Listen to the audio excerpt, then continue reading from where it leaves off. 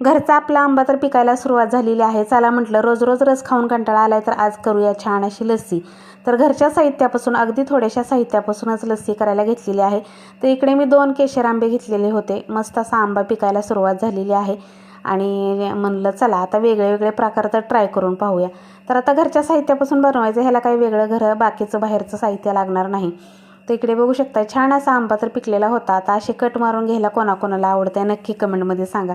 मी रस पण अशाच पद्धतीनं करत असते. असे कट करते आणि त्याचा गर सगळा चमच्याच्या साह्याने मिक्सरच्या भांड्यामध्ये काढते आणि मिक्सरला फिरून घेते.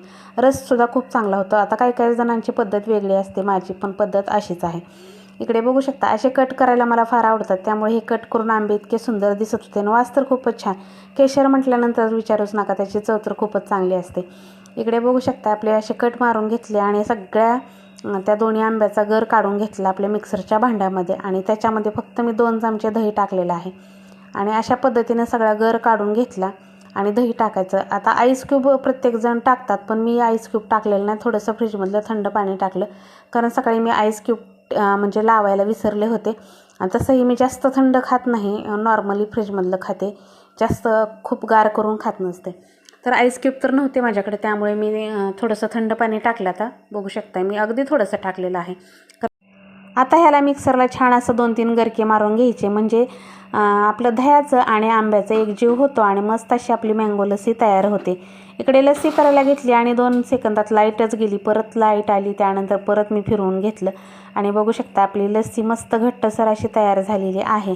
तर तुम्हाला आपले कुठले प्रकारचे व्हिडिओ पाहायला आवडतील हे मला नक्की कमेंटमध्ये सांगा, कारण मी सुद्धा कधी कन्फ्यूज होते की माझे ऑडियन्स कुठले व्हिडिओ पाहण्यासाठी आतुरलेले असतात.